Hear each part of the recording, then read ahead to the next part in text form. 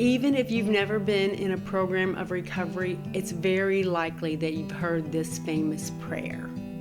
Hi, I'm Gina. This is my channel, Hope and Cope, where we talk about how to have our best life in spite of the painful and sometimes even tragic situations that we go through. When we are trying to navigate life's difficulties, the Serenity Prayer offers us up a helpful guideline. And the prayer goes like this: God, grant me the serenity to accept the things I cannot change, the courage to change the things I can, and the wisdom to know the difference. This pairs so nicely with a resource that I have come up with for serenity, and I'll talk about that more at the end of this video. So let's break down this prayer. So the first part is acceptance. Lord, help me to accept. Give me the serenity to accept what I cannot change. So the things that we cannot change, I'm just going to give you a little clue, are the things that are out there. We can't change other people. We can't change the weather. We can't make people do what we want them to do. We certainly can't unlose a job or unwreck a car. There's a lot of things we have no control over. If someone else wants to go down a path in their life that we disapprove of or we find is harmful, we can't stop that. When disease or mental illness comes into a person's life, you can't just force that to go away. So that is what is meant by give me the serenity to accept the things I cannot change.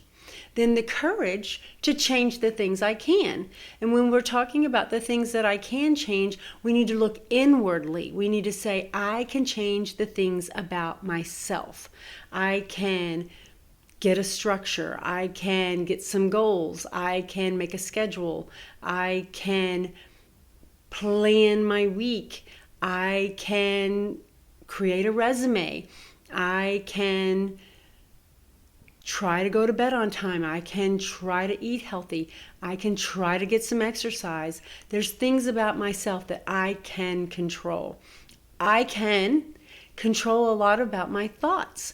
And that, of course, is also in my Serenity Blueprint that I'm going to talk about at the end. So the things that we can change, we need to look inwardly. We cannot change the weather. We cannot force other people to live the way we want them to live. And we certainly can't control things like disease and illness.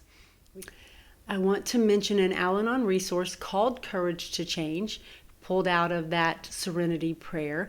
It's a daily reader, and it's full of amazing, helpful trainings, tips, tools that can guide a person in their efforts to control the things that they can and to accept the things that they cannot change. So then the next thing is the wisdom to know the difference.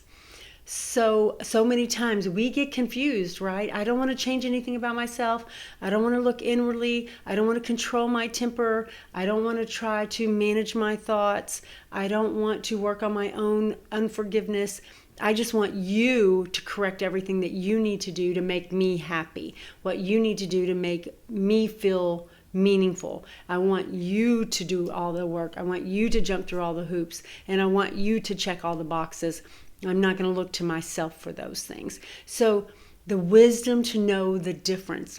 When we start looking outwardly for our happiness, when we start looking outwardly for our serenity, then we are getting these things mixed up. So we need to look inward for the things that we can change, the things we have the power to control. Thank God we have power in our life. We do not have to be victims. We can take control of our own life and make our own best decisions. And then if we are making mistakes, we have the right to change. We can change course as we go, as we're learning. We can modify and change our decisions every day based on what we think we're learning and what is best for us. So we need to accept what we cannot change, work on changing what we can that is going to make our life better. And then we need to always remember which ones we have control over and which ones we don't. And then we give all of this to God, right? We give all to Him. We ask Him for the serenity to manage through the difficult things that are going on, whether they are within our reach or not within our reach, within our ability to control or not within our ability to control. We need God to give us the serenity to make it through the life's difficult things. So as I mentioned earlier in the video, I have been through a lot with my husband's addiction, and it started years ago, and I really had to gut out this process that I have come up with for being able to keep my serenity, and I have boiled it down into 4 simple little steps, simple not easy steps for managing my own serenity. It's called my Serenity Blueprint. I'm really happy with it. I think it's full of great information, and I'm going to link it at the end of this video, a playlist for my Serenity Blueprint.